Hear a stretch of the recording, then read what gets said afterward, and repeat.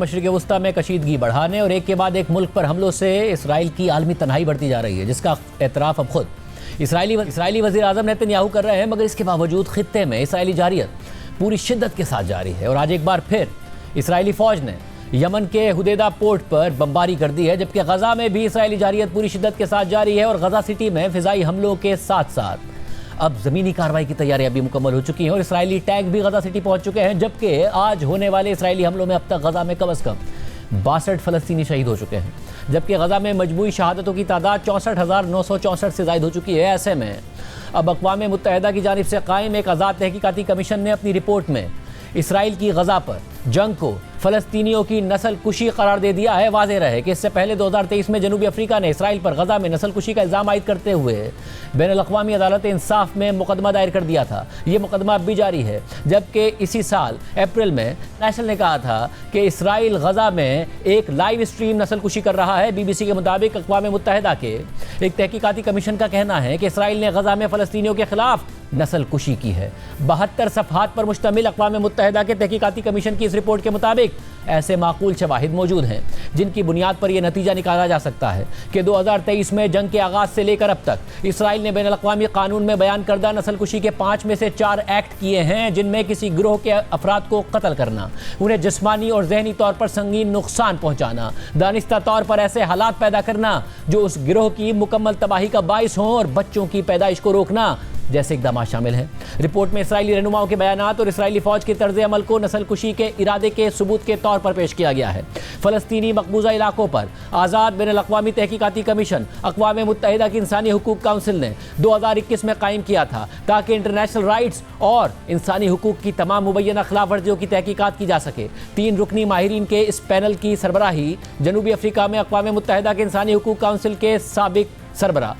नावी पेले कर रही हैं, जो रवांडा की नस्ल कुशी पर इंटरनेशनल ट्रिब्यूनल की सदर भी रह चुकी हैं। जबकि बाकी 2 अरकान में ऑस्ट्रेलियाई इंसानी हुकूक के वकील क्रिस सिदोती और लैंड राइट्स और हाउसिंग के भारतीय माहिर मेलन कोठारी शामिल हैं। इस सारी सूरत हाल में इसराइल पर आलमी दबाव में मुसलसल इजाफा हो रहा है और अमरीका के अलावा अक्सर मगरबी इत्तेहादी तो इसराइल के साथ अपने ताल्लुकात पर नज़रसानी कर रहे हैं, मगर अमरीका पूरी तरह इसराइल के साथ खड़ा है और इसराइल आलमी सतह पर मुसलसल तन्हाई का शिकार नजर आ रहा है, जिसका एतराफ़ अब खुद इसराइली वज़ीर आज़म नेतन्याहू कर रहे हैं। इस हवाले से CNN की रिपोर्ट के मुताबिक गज़ा में तकरीबन 2 साल से जारी जंग पर बढ़ते हुए आलमी गुस्से के बाद इसराइली वज़ीर आज़म नेतन्याहू ने खबरदार किया है कि इसराइल उस किस्म की तन्हाई का सामना कर रहा है जो बरसों तक जारी रह सकती है और उसके पास अपने बलबूते पर खड़े होने के सिवा कोई चारा नहीं है। इसराइली वज़ारत ख़ज़ाना की एक कॉन्फ्रेंस में खिताब करते हुए नेतन्याहू ने कहा कि इसराइल की मईशत को खुद कफ़ील बनाने की ज़रूरत होगी, यानी उसे ज़्यादा खुद मुख्तार होना और बैरूनी तिजारत पर कम इन्हिसार करना पड़ेगा।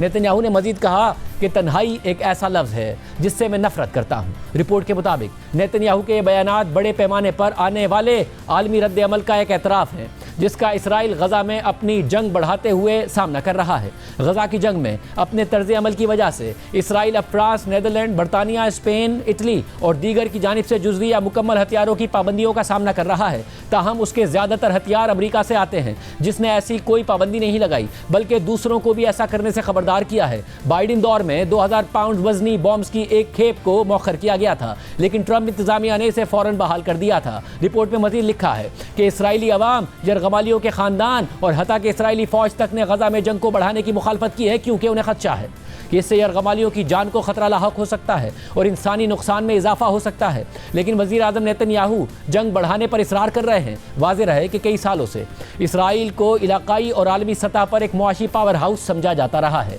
जिसकी बड़ी वजह उसकी मशहूर हाईटेक इंडस्ट्री है। मगर जंग ने इसराइली मईशत पर काफ़ी असर डाला है और ये पहले ही मुल्क की तारीख़ की सबसे तवील और महंगी जंग बन चुकी है। नेतन्याहू ने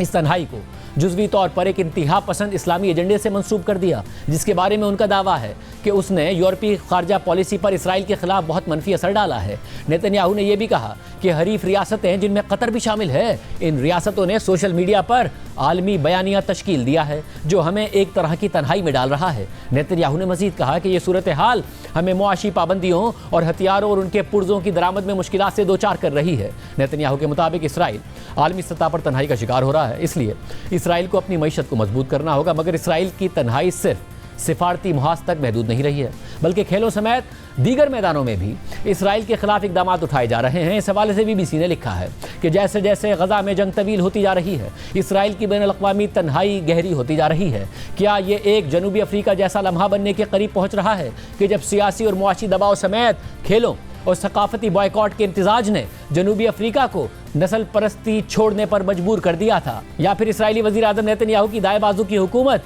इस सिफारती तूफान का मुकाबला कर पाएगी और इसराइल को ये आज़ादी दिला पाएगी कि वो अपनी बैनुल-अक़वामी हैसियत को कोई मुस्तकिल नुकसान पहुंचाए बगैर गजा और मकबूजा मगरबी किनारे में अपने मकासद को जारी रखे? दो साबिक इसराइली वज़ीर आज़म एहूद बाराक और एहूद ओलमर्ट पहले ही नेतन्याहू पर इल्ज़ाम लगा चुके हैं कि उन्होंने इसराइल को बैनुल-अक़वामी तौर पर एक तनहा रियासत बना दिया है, जबकि इंटरनेशनल क्रिमिनल कोर्ट की जानिब से जारी गिरफ्तारी के वारंट की बदौलत वो मुमालिक जहां नेतन्याहू गिरफ्तारी के खतरे के बगैर सफ़र कर सकते हैं, वो अब ड्रामाई तौर पर कम हो गए हैं। अक़वाम मुत्तहिदा में बरतानिया, फ्रांस, ऑस्ट्रेलिया, बेल्जियम और कनाडा समेत कई मुमालिक ने कहा है कि वो अगले हफ्ते फ़लस्तीन को एक रियासत के तौर पर तस्लीम करने का इरादा रखते हैं। खलीजी मुमालिक ने दोहा में जमा होकर एक मुश्तरका रद्द अमल पर गौर किया, जो कतर में हमास के रहनुमाओं पर इसराइली हमले पर शदीद गुस्से में हैं। जब गर्मियों में गजा से भूख और कहत की तस्वीर सामने आई और इसराइली फ़ौज गजा सिटी पर हमला करने और गालिबन उसे तबाह करने की तैयारी कर रही है, तो ज़्यादा से ज़्यादा यूरोपीय हुकूमतें सिर्फ बयानात से आगे बढ़कर अपनी नाराज़गी का इजहार कर रही हैं।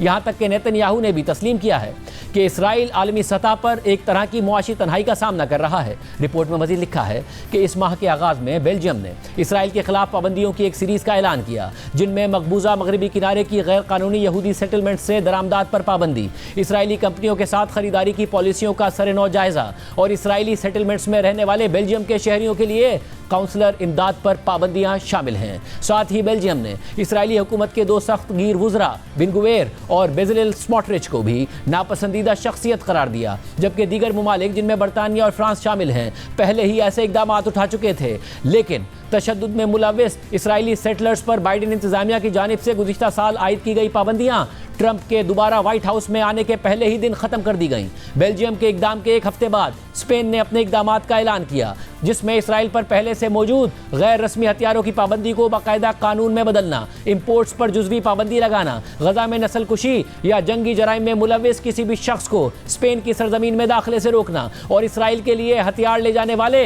बहरी जहाज़ों और तैयारों को स्पेन की बंदरगाहों पर लगरअंदाज होने या फ़िज़ाई हुदूद इस्तेमाल करने से मना करना शामिल है। लेकिन इसराइल के लिए इससे ज़्यादा तशवीशनाक इशारे भी मौजूद हैं। अगस्त में नॉर्वे के $2 ट्रिलियन के खुद मुख्तार वेल्थ फंड ने ऐलान किया कि वो इसराइल में लिस्टेड कंपनियों से सरमाया निकालना शुरू करेगा और इस माह के वस्त तक 23 कंपनियों से सरमाया निकाल लिया गया है, जबकि नॉर्वे के वजीर खजाना ने कहा है कि यह तादाद बढ़ सकती है। इसी दौरान इसराइल के सबसे बड़े तिजारती पार्टनर यूरोपीय यूनियन ने इंतहाई दाएं बाजू के इसराइली वुज़रा पर पाबंदियां लगाने और इसराइल के साथ अपने एसोसिएशन मुआहदे के तिजारती हिस्सों को जुज़वी तौर पर मुअत्तल करने का मंसूबा बनाया है। 10 सितंबर को अपने स्टेट ऑफ द यूनियन खिताब में यूरोपीय कमीशन की सरबराह ने कहा कि गजा में होने वाले वाक़यात ने दुनिया के ज़मीर को झंझोड़ दिया है, जबकि उसके एक दिन बाद 314 साबिक यूरोपीय सिफारतकारों और हुकाम ने यूरोपीय कमीशन की सदर और यूरोपीय खारजा पॉलिसी की सरबराह काया कैलिस को खत लिखा, जिसमें इसराइल के खिलाफ सख्त इक़दामात का मुतालबा किया गया, जिनमें एसोसिएशन मुआहदे की मुकम्मल मुअत्तली भी शामिल थी। BBC की रिपोर्ट में मज़ीद लिखा है कि जनूबी अफ्रीका पर 1960 की दहाई से नस्ल परस्ती के खात्मे तक आयद पाबंदियों की एक नुमाया खुसूसियत सकाफती और खेलों के बायकॉट की एक सीरीज़ थी, जो सफ़ेद फाम अक़लियती हुकूमत ने मुल्क की सियाह फाम अक्सरियत के खिलाफ नस्ल परस्ताना अलहदगी और इम्तियाज़ की पॉलिसी के तौर पर नाफिज की थी। ऐसे ही आसार अब इसराइल के हवाले से भी सामने आने लगे हैं। यूरोविजन म्यूज़िकल कंटेस्ट इस तनाजुर में शायद कोई बड़ा इवेंट ना लगे, लेकिन इसराइल का इस मुकाबले के साथ एक तवील और नुमाया ताल्लुक है, जिसे वो 1973 से अब तक 4 बार जीत चुका है। इसराइल के लिए इसमें शिरकत यहूदी रियासत के ख़ानदानों में कबूलियत की अलामत है, लेकिन आयरलैंड, स्पेन, नीदरलैंड और स्लोवेनिया सब ने कहा है और इशारा दिया है कि अगर इसराइल को मुकाबले में हिस्सा लेने दिया गया तो वो 2026 में इससे दस्तबरदार हो जाएंगे और इस पर हतमी फैसला दिसंबर में मुतवक्के है। जबकि हॉलीवुड में एक खत पर सिर्फ एक हफ्ते के दौरान 4000 से ज़ायद सेलिब्रिटीज़ ने दस्तखत किए हैं, जिनमें एमा स्टोन और हार्वियर बारदेम जैसी मशहूर शख्सियात शामिल हैं। इस खत में इसराइली प्रोडक्शन कंपनियों, फेस्टिवल्स और नशरियाती इदारों के बाइकॉट का मुतालबा किया गया है, जो फ़लस्तीनी अवाम के खिलाफ नस्ल कुशी और नस्ली इम्तियाज़ में मुलविस हैं। और फिर खेलों का मामला है। स्पेन की व्योल्टा डी स्पानिया साइकिल रेस बार बार उन ग्रुप्स की वजह से मुतासिर हुई जो इसराइल की प्रीमियर टेक टीम की मौजूदगी के खिलाफ एहतजाज कर रहे थे, जिसके नतीजे में इस इवेंट को कबल अज़ वक्त और पोडियम की तकरीब की मनसूखी के साथ ख़त्म होना पड़ा। जबकि स्पेनिश वज़ीर आज़म पेड्रो सांचेज ने इन मुजाहिरों को फ़ख्र का बाइस करार दिया। इसी तरह स्पेन में ही 7 इसराइली शतरंज के खिलाड़ी एक टूर्नामेंट से उस वक्त दस्तबरदार हो गए जब उन्हें बताया गया कि वो इसराइली परचम के साथ मुकाबला नहीं खेल सकते। इस सारे अमल में, जिसे मीडिया पहले ही सिफारती सुनामी का नाम दे चुका है, इस पर इसराइली हुकूमत का रद्द-ए-अमल आमतौर पर सख्त रहा है, लेकिन उन लोगों में गहरी तशवीश पाई जाती है जो बैरून मुल्क इसराइल की नुमाइंदगी कर चुके हैं। 2017 से 2021 तक जर्मनी में इसराइल के सफ़ीर रहने वाले जेरेमी यसाखारोफ के मुताबिक ऐसा वक्त पहले कभी नहीं आया कि जब इसराइल की बैनुल-अक़वामी हैसियत इतनी ख़राब रही हो। उन्होंने कहा कि हम अभी जनूबी अफ्रीका जैसे लम्हे में तो नहीं हैं, लेकिन मुमकिन है कि इस लम्हे के इब्तिदाई मरहले में हो। रिपोर्ट में मज़ीद लिखा है कि दीगर लोग समझते हैं कि इसराइल को तनहा रियासत बनने से बचाने के लिए ज़्यादा गहरी तब्दीली की ज़रूरत है। साबिक इसराइली सिफारतकार एलान बारोक का कहना है कि हमें दोबारा होश में आना होगा। जनूबी अफ्रीका में नस्ल परस्ती के खात्मे के एक दिहाई बाद वहाँ सफ़ीर रहने वाले एलान बारोक ने 2011 में ये कहते हुए अपनी सर्विस से इस्तीफ़ा दे दिया था कि वो अब इसराइली कब्ज़े का दिफा नहीं कर सकते हैं। रिटायरमेंट के बाद से वो इसराइली हुकूमत के सख्त नाक़िद और 2 रियासती हल के हामी रहे हैं। वो समझते हैं कि हालिया पाबंदियाँ ज़रूरी हैं क्योंकि जनूबी अफ्रीका को इसी तरह घुटने टेकने पर मजबूर किया गया था। जबकि आज यूरोपीय मुल्क लग्जमबर्ग ने भी अक़वाम मुत्तहिदा के इजलास में फ़लस्तीनी रियासत को बाकायदा तौर पर तस्लीम करने का ऐलान कर दिया है और आलमी सतह पर इसराइल न सिर्फ सिफारती तनाई का शिकार हो रहा है बल्कि गज़ा में इसराइली इक़दामात की मुखालफत और फ़लस्तीनियों की हिमायत हर फोरम पर बढ़ रही है। इतवार को अमरीकी शहर लॉस एंजलिस में होने वाले हॉलीवुड के मारूफ अवार्ड शो एमी अवार्ड्स में भी इसी की झलक नजर आई, जहां मुख्तलिफ हॉलीवुड स्टार्स ने फ़लस्तीन से भरपूर यकजहती का इजहार किया।